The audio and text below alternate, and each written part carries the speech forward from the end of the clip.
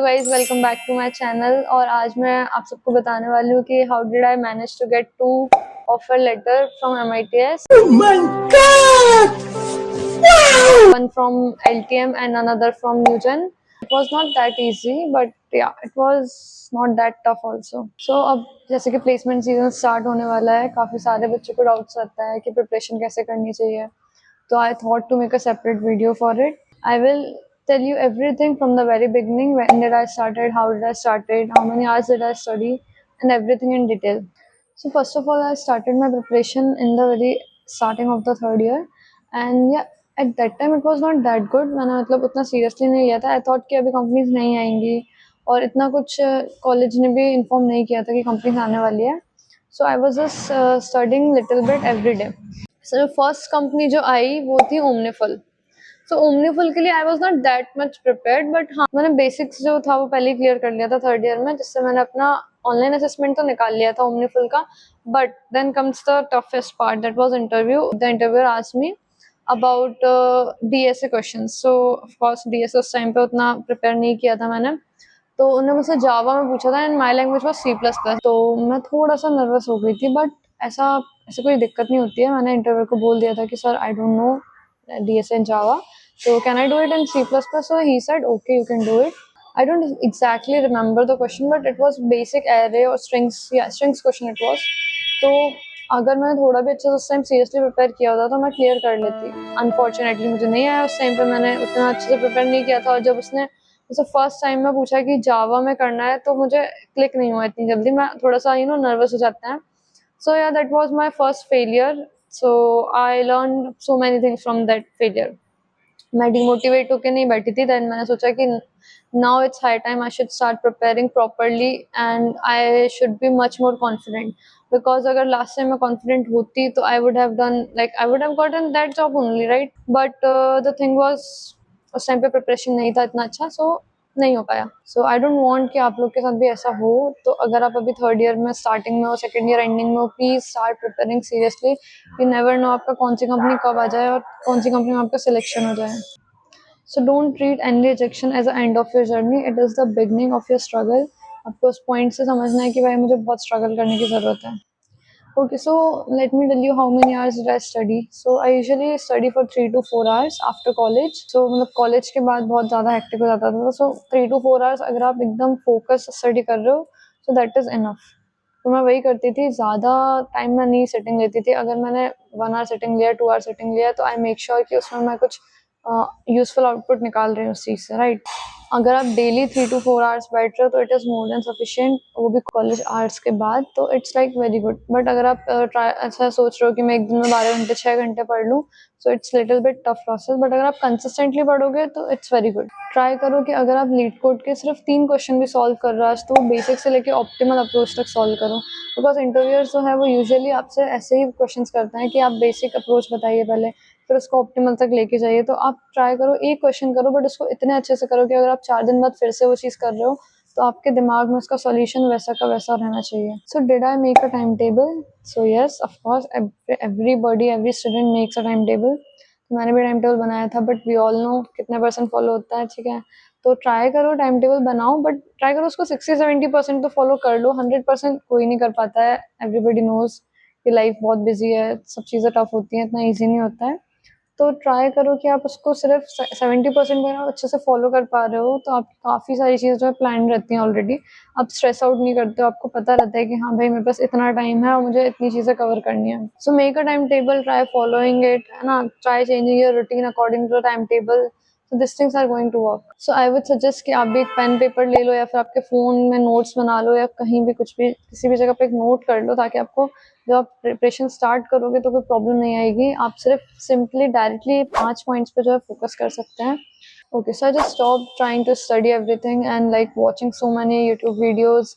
Rather than what I did was only make a list of just 5 points and then focus on these points. Because at the end of the day कुछ matter नहीं करता है आपने कितने videos देखे, आपने कितनी चीज़ें एक्सप्लोर करी, कितना क्या क्या इधर उधर की चीज़ें पढ़ी. जो मेन पॉइंट्स है, जो मेन चीज़ें जो इंटरव्यू में एक्चुअली पूछी जाती है, जो असेसमेंट में एक्चुअली पूछी जाती है, वही आप पढ़ो, उस पर फोकस करो तो वो ज़्यादा बेटर है. The first point was a good resume. आपका रेज्यूमे बहुत स्ट्रांग होना चाहिए, बिकॉज अगर आपका रेज्यूमे ही कहीं शॉर्टलिस्ट नहीं हो रहा है तो आप आगे के प्रोसेस के लिए आप एलिजिबल ही नहीं हो। तो आप ट्राई करो कि आपका जो रेज्यूमे है वो एकदम शॉर्ट और प्रिसाइज हो, एकदम टू द पॉइंट्स हो। सिर्फ उसमें आपका जो टेक स्टैक है, आपके प्रोजेक्ट्स हैं, आपका इंटर्नशिप एक्सपीरियंस है, आपके जो सर्टिफिकेट्स यूजफुल है, फॉर एग्जाम्पल कोर्सेरा का हो गया, यूडेमी का हो गया, बस वही सब चीज़ें हैं।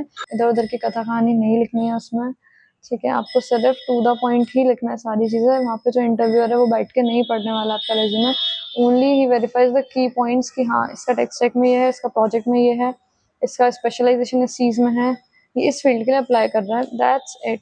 तो आप ट्राई करो आपका रेज्यूमे ज़्यादा से ज़्यादा ATS फ्रेंडली रहे। ATS जो एक डिटेक्टर रहता है टूल उनके पास, उसके थ्रू वो डिटेक्ट कर लेते हैं आपका रेज्यूमे जो है वो ऑटोमेटिकली शॉर्ट लिस्ट हो जाता है।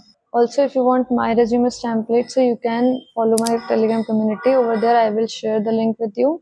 और ट्राई करो कि ओवरलीफ पे ही आप रेज्यूमे बनाओ। उसमें जो है ATS फ्रेंडली जो आपका टेम्पलेट रहता है वो ऑलरेडी रहता है। उसमें सिर्फ आपको बेसिक चेंजेस करने रहते हैं। आपका नेम, आपका समरी, आपका प्रोजेक्ट्स, उसमें ऑलरेडी टेम्पलेट में सारी चीज़ें रहती हैं, वो मैं आपसे शेयर कर दूँगी। Just don't forget to follow my community on Telegram. Okay, so next thing on which I focus was projects. Make sure आपका प्रोजेक्ट बहुत अच्छा हो, बिकॉज सर्विस बेस्ड कंपनीज जो है वो यूजुअली प्रोजेक्ट्स पर ही फोकस करती हैं एंड प्रोजेक्ट से रिलेटेड काफ़ी सारे क्वेश्चंस पूछती है वो इंटरव्यू के टाइम पर भी। तो आप ट्राई करो। और प्रोजेक्ट एक ऐसा पार्ट है जो आपको बहुत पहले से प्रिपेयर करना रहता है, राइट। आप ऐसा तो नहीं है कि कंपनी आ रही है और 2 दिन पहले प्रोजेक्ट बना के बैठ जाओगे, so it's not going to be, no, possible नहीं है ऐसा, ठीक है। तो आप ट्राई करो कि first year, second year, I would say second year के एंड से आप इतना स्ट्रॉन्ग प्रोजेक्ट बनाओ जो एक रियल वर्ल्ड प्रॉब्लम सॉल्व कर रहा हो, जिसका कुछ रियल यूज हो रियल लाइफ में, ठीक है। आप इंटरव्यू को बता सकते हो कि आपने ये प्रोजेक्ट क्यों चूज किया है, ठीक है। तो ट्राई करो कि आप कुछ अच्छा प्रोजेक्ट उठाओ। और also I would suggest never never use a GitHub's project. आप आइडिया ले सकते हो उससे कि हाँ ये थीम है, इस टाइप से आप स्ट्रक्चर बना सकते हो फाइल का, but never copy project from GitHub. Interviewer को पता चल जाता है, वो आपसे ऐसे ऐसे क्वेश्चंस पूछेगा, आप बता ही नहीं पाओगे उनके आंसर्स, ठीक है। So for my project, what I did was I've made a bullet list of the points, like why did I choose this project, and its complete working and the challenges I faced during the making of this project. क्योंकि ये जो points है usually यही interview आपसे पूछता है। If you are making even a chatbot, then also you should try making it by yourself, because अगर आप खुद से बनाओगे तो आप उसके हर एक प्रॉब्लम आपको पता रहता है, हर एक चीज़ का आप उस प्रोजेक्ट के रिप्लाई कर सकते हो इंटरव्यूअर को। So next thing is about DSA। आपको DSA पे फोकस करना है, बहुत अच्छे से करना है। बेसिक टू मीडियम लेवल का DSA तो आप करके ही जाना इंटरव्यूज के लिए, ठीक है। क्या होता है ना कि आपसे इंटरव्यू पूछता है एरेज के क्वेश्चन, स्ट्रिंग के क्वेश्चन, और आप किसी भी लैंग्वेज में कर सकते हो, दैट डजंट मैटर। इधर you are doing it in Python और C++, it doesn't matter. Java में तो बेस्ट ही है, जावा में तो DSA करने के लिए आप जो रिसोर्सेज हैं जो आप यूज़ कर सकते हो है कोडशेफ, लीड कोड, और GFG पे भी आप जो है थियोरेटिकल कंसेप्ट पढ़ सकते हो बहुत अच्छे से। डेली 1 प्रॉब्लम 2 प्रॉब्लम सॉल्व करने का ट्राई करो। कोडशेफ से स्टार्ट करो अगर आपको DSA टफ लगता है। उसमें बहुत बिगनर, बेसिक बिगनर लेवल के क्वेश्चन से एकदम एडवांस तक के हैं।